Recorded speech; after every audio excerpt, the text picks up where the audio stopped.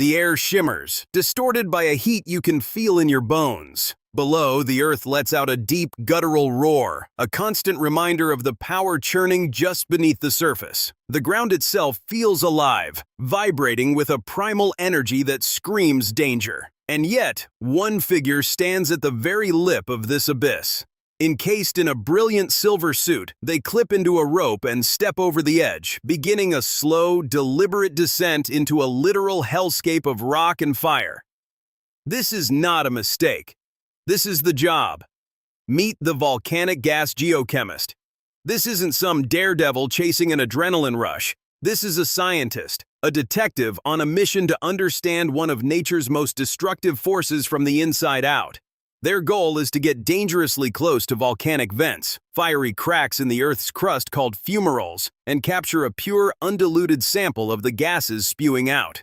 This data is priceless. It's like taking the volcano's pulse, a direct chemical signature that can help predict the timing and intensity of a future eruption.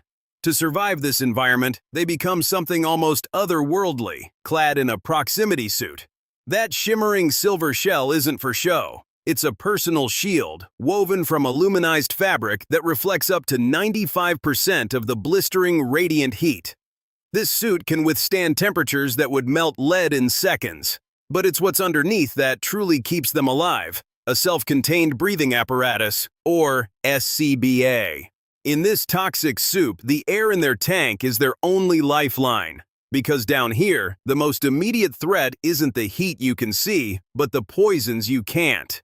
The crater floor is a chemical minefield, saturated with a cocktail of deadly, invisible gases. The main culprits are sulfur dioxide, a choking gas that sears the lungs, and hydrogen sulfide. You might smell its rotten egg scent at low levels, but at the high concentrations found here, it's a silent killer, shutting down the nervous system without warning. The descent itself is a masterclass in high-stakes mountaineering. There are no sturdy trees or solid rock faces to anchor to. The volcanologist secures their ropes to brittle, razor-sharp volcanic rock that could shatter and crumble at any moment. Every footstep is a calculated risk. The sound of boots crunching on volcanic glass echoes in the vast hostile space. One misplaced step, one unstable handhold, and the mission ends in a sheer, unforgiving drop into the heart of the volcano. And there it is. The objective. A roaring fissure in the earth, a wound in the planet's crust. This is a fumarole, a jet of superheated acidic gas blasting from the depths at hundreds of degrees Celsius. The sound is a physical force, a deafening shriek that vibrates through your entire body. The heat is a solid wall, pressing against the suit, a constant reminder of the thin line between survival and oblivion. But there is no time for hesitation.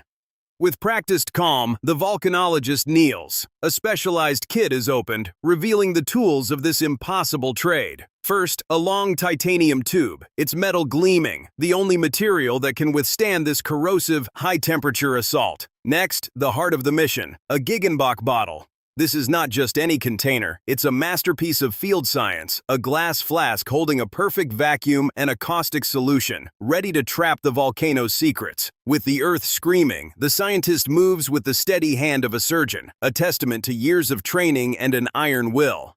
The titanium tube is carefully, precisely angled into the throat of the roaring vent. The Giggenbach bottle is connected. A valve is turned. In an instant, the vacuum sucks the volcanic gas into the flask, where the chemical solution instantly captures it. The volcano's breath is now in a bottle. Then it happens. A deep, violent shudder ripples through the crater floor. It's not a tremor you hear, but one you feel, a low-frequency vibration that travels from the ground, through the boots, and into bone. The world tilts. The piercing shriek of the fumarole suddenly changes pitch, dropping to a guttural, angry growl. This is the volcano talking, a direct warning that the pressure systems deep underground are shifting, and not in a good way. But this scientist is never truly alone.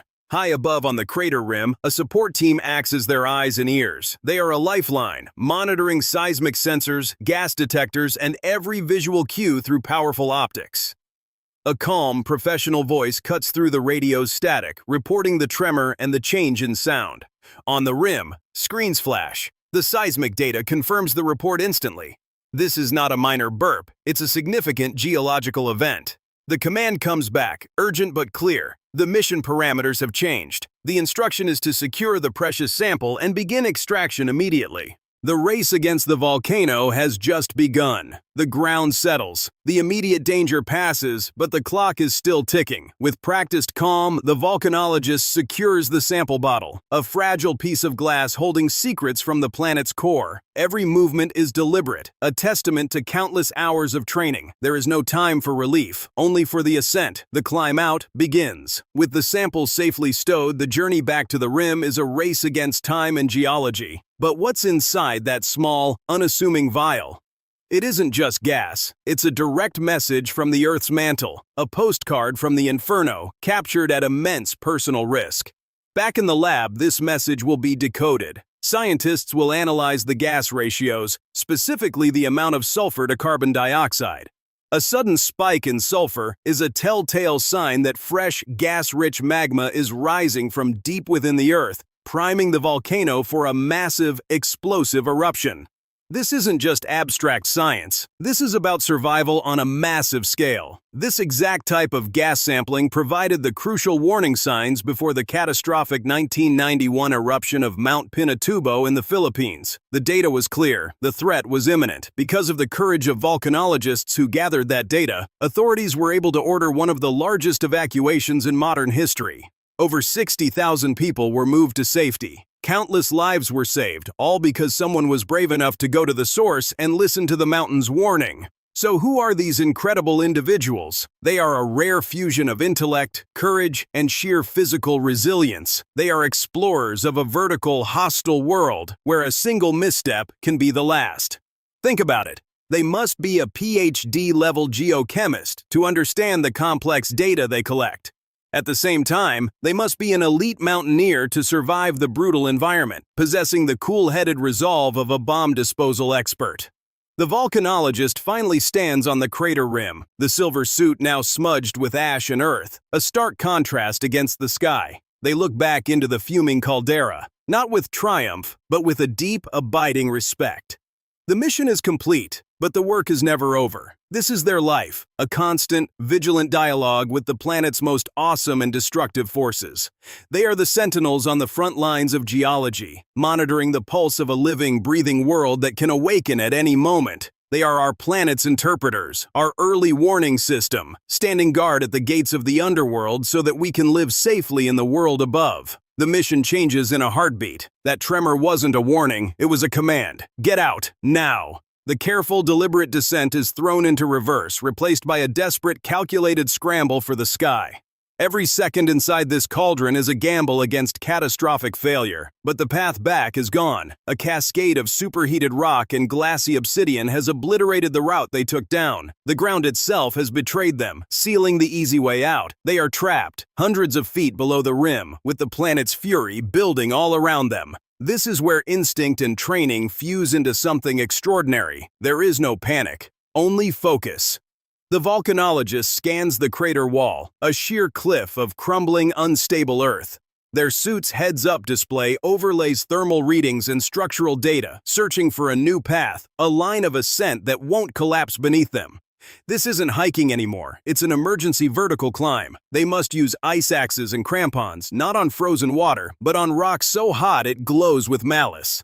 Each swing of the axe sends up a shower of sparks. Every foothold is a test of faith in geology that is actively trying to uncreate itself. And the suit, their silver shield against the inferno, is screaming. Temperature warnings flash across the visor. The reflective outer layer is scorched and pitted from falling debris. It's a race against time before their life support is compromised, before the heat finally wins. Suddenly, a roar from below, not of rock, but of liquid fire. A nearby vent erupts in a fountain of incandescent lava, a geyser of pure energy painting the smoky sky with brilliant, terrifying orange. It's a primal display of the power they have dared to confront, yet they are not alone. On the crater rim, a support team is their lifeline. They feed a constant stream of data into the climber's ear: gas concentrations, seismic tremors, thermal shifts. They are the mission's nerve center, guiding their colleague through a deadly, ever-changing vertical maze. That tiny, precious sample, secured in a canister at their side, is the reason for all of this. It holds the volcano's chemical secrets. Analyzing it can help scientists forecast the size and timing of the next major eruption, giving communities on the slopes below the one thing they need most: time to evacuate.